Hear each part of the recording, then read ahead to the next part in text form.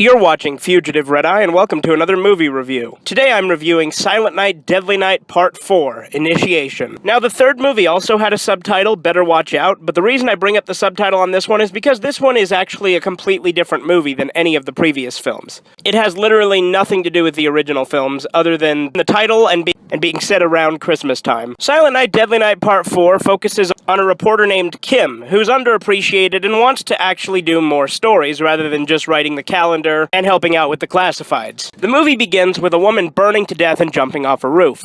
And our main character, Kim, the reporter, wants to cover the story, but is rejected to do so and the story is given to someone else. She opts to do it anyway, in spite of the fact that it's been given to someone else. Her boyfriend and co-worker, Hank. Going along trying to gather information about the story, she comes across a woman who runs a bookstore named Fema. Fema convinces her to go to this picnic and sort of tries to become friends with her to get her closer to her. To put a long story short, Fema basically tries to initiate her into this cult of witches. And as time goes on, she starts to see all this really creepy shit, a bunch of bugs and stuff, and then they do this ritual on her where they stick this giant larva in her vagina and she pukes it out as a giant cockroach. It's really fucked up looking. And then at the end, the witches want her to kill this innocent child to finish the ritual, and she ends up killing the main witch instead. And now on to my analysis. First off, let me say that this was actually a pretty damn good movie. Out of all the Silent Night, Deadly Night films I've seen so far, this one is the best horror film. Now, I still prefer the first because I feel like the character is much more interesting, and I still enjoy the second more because it's just so enjoyable with how bad it is. But this one definitely tops out the third, and I actually really like this one. The imagery can be genuinely disturbing at times, and I love it. One interesting thing, though, there's a character in it named Ricky, and according to Wikipedia, Ricky Caldwell, which doesn't make any goddamn sense to me because that's the name of the killer from the previous two films. My only explanation for this is it's an attempt at just doing a callback to the previous two movies. This Ricky's played by the guy who's Kate the Caterer in Cat in the Hat, which I just thought was kind of interesting. Now, this movie came out long before Cat in the Hat. I just thought it was funny. There's also a scene where Ricky watches the third Silent Night, Deadly Night, so it's kind of meta with Ricky Caldwell watching Ricky Caldwell,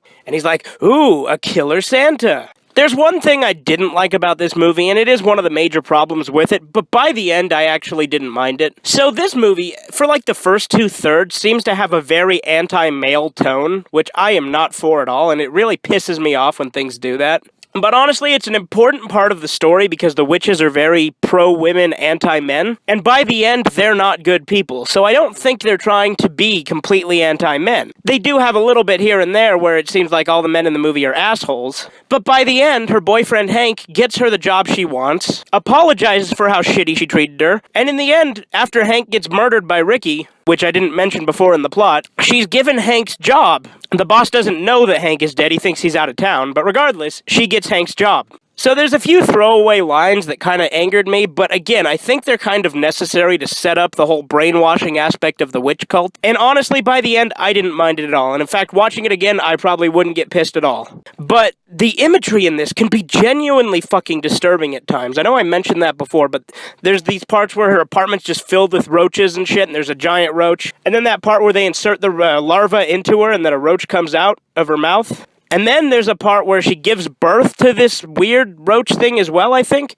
Like, you don't actually see what she gives birth to, I don't think, but you see, like, some of the, like, liquid coming out of her. It's really weird. It's definitely one of the more interesting films I've seen, and it has nothing to do with the other movies, as I said, other than one of the characters being named Ricky Caldwell. And to be fair, they don't actually ever say his last name in the movie, and I didn't stick around and watch the credits, so I'm just going off Wikipedia for that to be his actual name. Now, as I understand, Part 5 also has nothing to do with the previous films or this film, but apparently Ricky and Kim do make a cameo in it. So I can't wait to see Part 5. Part 4 was definitely an interesting film, and I definitely recommend you check it out if you haven't seen it. It's a bit odd, and like I said, it comes off as anti-male for the first two-thirds, but by the end, not so much. There's also a lot of symbology with, like, Lilith in, if you don't know, Lilith in Jewish mythology was supposedly Adam's first wife in the Bible. There's some interesting nods to mythology in there, which I kind of liked.